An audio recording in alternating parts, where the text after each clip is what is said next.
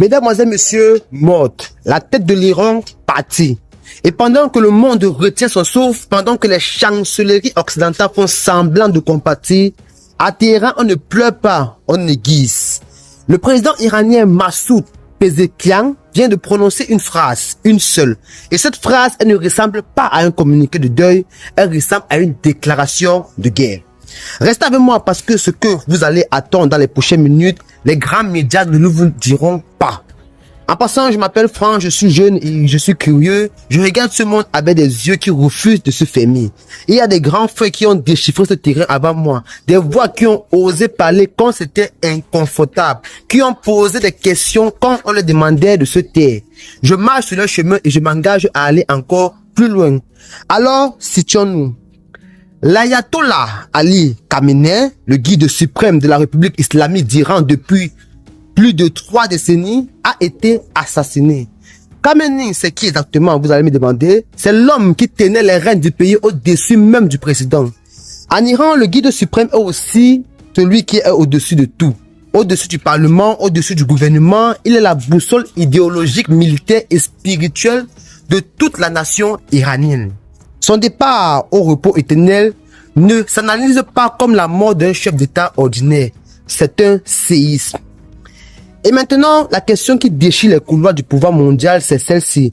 Qu'est-ce qui vient après? Mesdames et messieurs, voilà ce qu'on va décortiquer ensemble. Pourquoi la déclaration de Pezeshkian est fracassante et pas juste symbolique? Ce que ça dit vraiment sur l'état intérieur de l'Iran. Qui sera le successeur et pourquoi certains observateurs tremblent déjà à l'idée de ce profil? Et enfin, ce que tout ça veut dire pour l'Afrique, parce que oui, frères et sœurs, ça nous concerne directement. Et je vais vous montrer comment. Avant d'aller plus loin, si vous voyez cette vidéo et que vous n'êtes pas encore abonné, c'est le moment pas demain, maintenant. Parce que ce genre d'analyse, vous ne le trouverez pas ailleurs. Abonnez-vous, activez la cloche et partagez à vos frères, à vos sœurs, à ceux qui cherchent la vérité au-delà du bruit. Maintenant, mesdames et messieurs, voici ce que Massoud Pezeshkian a dit. Il a qualifié l'assassinat de Khamenei de droit et devoir légitime de vengeance. Et il a ajouté, accrochez-vous, que cet assassinat constitue une déclaration de guerre contre les musulmans, en particulier contre les chiites du monde entier. 2 phrases, 2 bombes diplomatiques. Pourquoi c'est glacial? Parce qu'un président, ce n'est pas un internaute qui s'emporte dans les commentaires.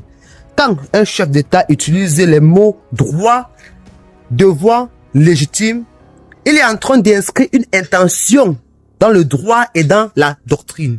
Ce n'est plus une émotion, c'est une politique d'État.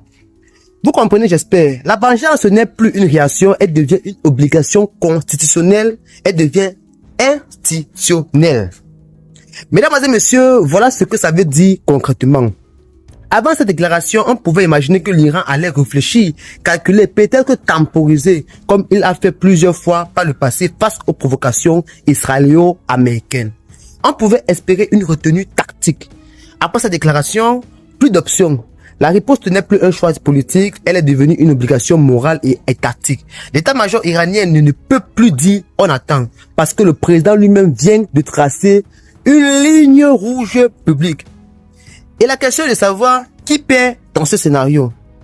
Washington, Tel Aviv, tous ceux qui pensaient que décapiter la tête de l'Iran allait désorienter le pays, le paralyser, le faire imploser de l'intérieur, c'est exactement l'inverse qui est en train de se passer. Ce que les grands médias occidentaux ne vous le diront pas parce que ça contredit le narratif, c'est que l'Iran a remplacé Khamenei en quelques heures, pas en quelques semaines, pas après une crise institutionnelle, en quelques heures. Un successeur a été nommé par intérim, la doctrine est confirmée, le cap est maintenu.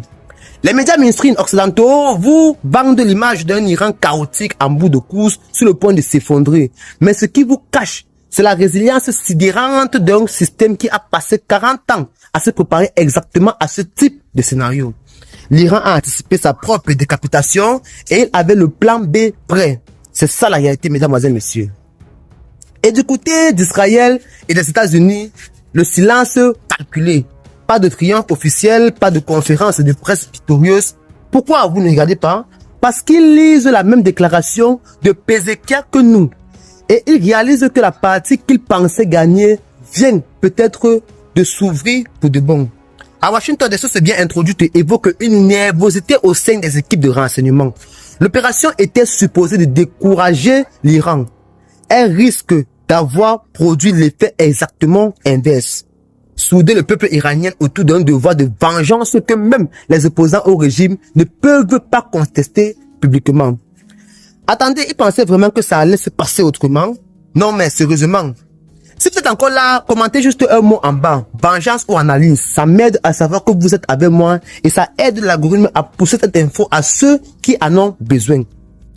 Moi, je vous le dis clairement, ce qui se joue ici n'est pas seulement géopolitique, c'est civilisationnel. Quand Pézekian dit que la mort de Khamenei est une guerre contre les musulmans, il élargit le cadre. Il sort du face-à-face Iran, Israël, États-Unis pour entrer dans une logique de bloc civilisationnel et ça, c'est inédit dans cette intensité. Ce que ça signifie concrètement, les réseaux chiites de la région, au Liban avec le Hezbollah, en Irak avec les factions pro-iraniennes, au Yémen avec les Houthis, vont se sentir appelés, non pas par un ordre militaire, par une obligation morale, par l'identité. Et les conséquences pour l'Afrique, mesdames et messieurs, c'est ce qu'on va voir. Frères et sœurs, écoutez-moi bien. On a des millions de musulmans sur le continent africain, des chiites, des sunnites, des communautés qui suivent ce développement avec une attention que les médias occidentaux ne mesurent même pas. Ce basculement narratif de la guerre militaire à la guerre civilisationnelle et identitaire, ça va traverser les frontières, ça va entrer dans les mosquées, dans les marchés, dans les conversations familiales de Lagos à Dakar, de Bamako à Nairobi.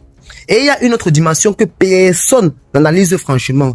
L'Iran est un partenaire croissant de plusieurs États africains. Des États qui cherchent à diversifier leur alliance, à sortir de la dépendance occidentale. Si l'Iran entre dans un cycle de confrontation totale, les pressions sur ces États africains vont augmenter. Washington va...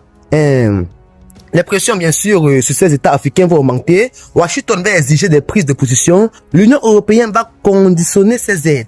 Et nos gouvernants, comme d'habitude, vont être mis devant un choix qu'on ne les a pas demandé. Est-ce que vous voyez? On nous impose toujours les conséquences des guerres qu'on n'a même pas décidées. Et c'est pour ça, peuple africain, que l'heure est grave. Pas pour pleurer, pas pour avoir peur, mais pour comprendre, pour décider en connaissance de cause. Pour que la prochaine fois qu'un dirigeant africain se lève pour parler de souveraineté, il parle avec la connaissance de ce monde tel qu'il est, pas tel que CNN ou France 24 veulent nous faire croire. Il y a une vérité que les cartes géopolitiques ne peuvent pas cartographier. Les empires qui ont cru que tuer une tête tuerait une idée ont toujours été surpris. L'idée suivie, elle se radicalise, elle cherche ses héritiers. Alors ce soir, mesdames et messieurs, je ne vous laisse pas avec la peur. Je vous laisse avec cette certitude. Les peuples qui comprennent le monde tel qu'il est sont les seuls qui pourront le changer. Que Dieu guide nos cœurs et nos regards dans ces temps troublés. Que la lucidité soit notre bouclier.